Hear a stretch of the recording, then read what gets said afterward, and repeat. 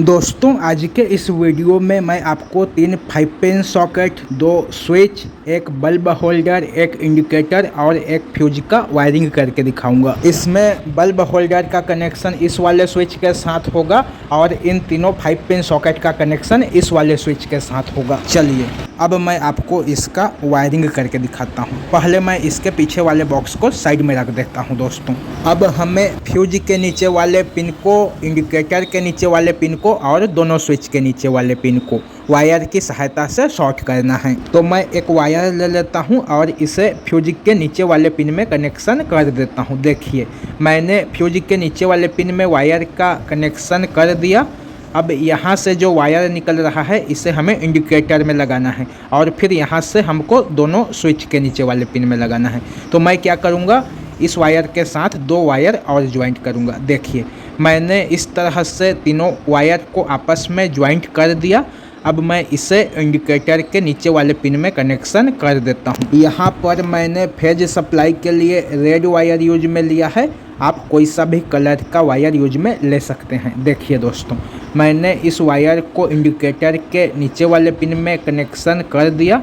अब यहाँ से जो 2 वायर बाहर निकल रहा है इसमें से एक वायर को हमें इस वाले स्विच के नीचे वाले पिन में कनेक्शन कर देना है। तो चलिए मैं यहाँ पर भी फेज के वायर का कनेक्शन कर देता हूँ और इस पेज को टाइट कर देता हूँ। अब हमें इस वायर को इस नीचे वाले स्विच में लगाना है। दोस्तों नीचे वाले स्विच के नीचे वाले पिन में लगाना है। तो मैं इस वायर को स्विच के नीचे वाले पिन में लगा देता हूँ और इस पेज को भी अच्छे से टाइट कर देता हूँ। अब हमें क्या करना है चलिए मैं आपको बताता हूँ। अब हमें होल्डर का कनेक्शन इस वाले स्विच के साथ करना है। तो हम क्या करेंगे, स्विच के ऊपर वाले पिन और होल्डर के एक पिन में वायर का कनेक्शन करेंगे। तो चलिए मैं इस वाले स्विच के ऊपर वाले पिन में वायर का कनेक्शन कर देता हूँ और इसके भी पेज को टाइट कर देता हूँ। अब यहाँ से जो वायर निकल रहा है इसे हमें होल्डर में लगाना है। दोस्तों आप बल्ब होल्डर के किसी भी एक पिन में इस वायर का कनेक्शन कर सकते हैं। तो मैं इसे बल्ब होल्डर के एक पिन में कनेक्शन कर देता हूँ और वापस से इसके पेज को टाइट कर देता हूँ। देखिए दोस्तों मैंने स्विच के वायर को होल्डर में कनेक्शन कर दिया। अब हमें दूसरे वाले स्विच का कनेक्शन इन तीनों 5 पिन सॉकेट के साथ करना है। तो इसका भी कनेक्शन वैसे ही होगा दोस्तों। स्विच के ऊपर वाले पिन और इंडिकेटर के एल वाले पिन में हमें वायर का कनेक्शन करना होगा। तो मैं एक वायर ले लेता हूँ और इसे स्विच के ऊपर वाले पिन में कनेक्शन कर देता हूँ। देखिए मैंने स्विच में इस वायर को लगा दिया। अब हमें इसे यहाँ पर लगाना है और यहाँ से यहाँ पर लगाना है।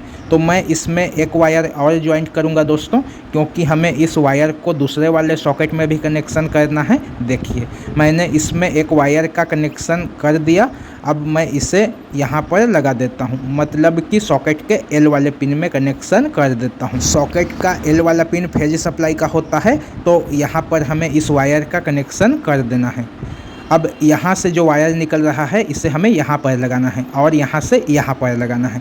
तो मैं इस वायर में एक वायर और ज्वाइंट करूँगा और इसे दूसरे वाले सॉकेट के एल वाले पिन में कनेक्शन कर दूँगा। तो चलिए मैं इसे दूसरे वाले सॉकेट के एल वाले पिन में कनेक्शन कर देता हूँ और इसके भी पेज को अच्छे से टाइट कर देता हूँ। देखिए दोस्तों मैंने यहाँ पर इस वायर का कनेक्शन कर दिया।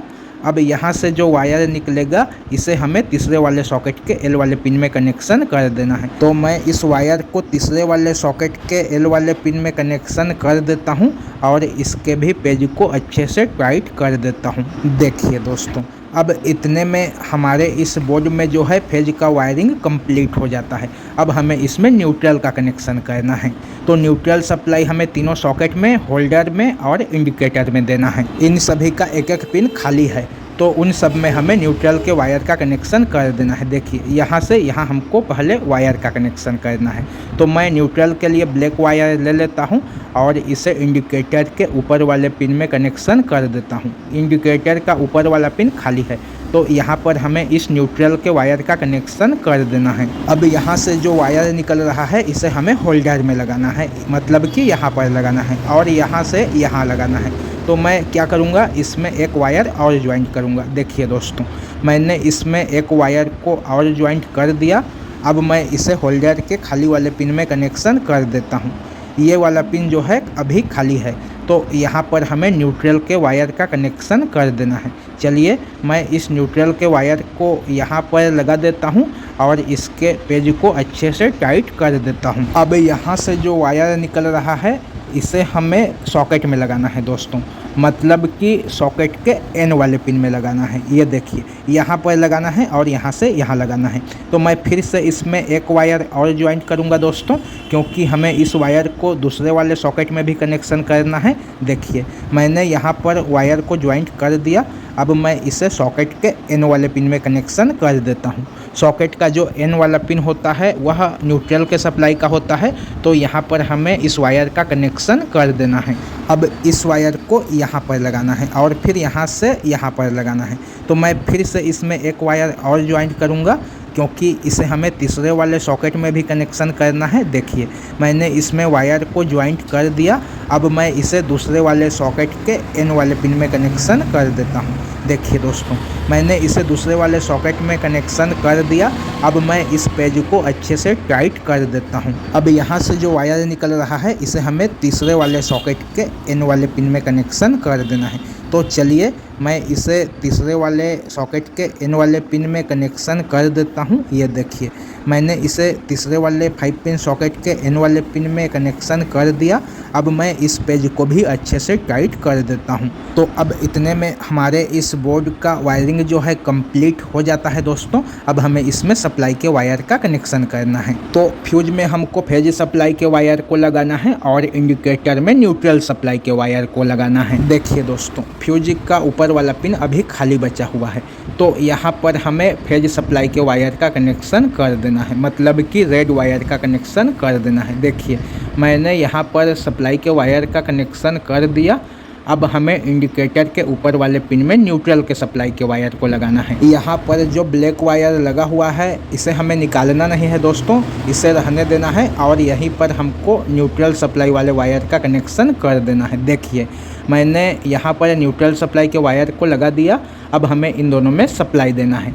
तो चलिए मैं इस बोर्ड को इसके बॉक्स में फिट कर देता हूँ। देखिए दोस्तों मैंने इस बोर्ड को इसके बॉक्स में फिट कर दिया। ये दोनों वायर इसके सप्लाई का हो गया। तो इस तरह से आप भी मेरे इस वीडियो को देखकर इस तरह का बोर्ड बड़े ही आराम से बना सकते हैं दोस्तों।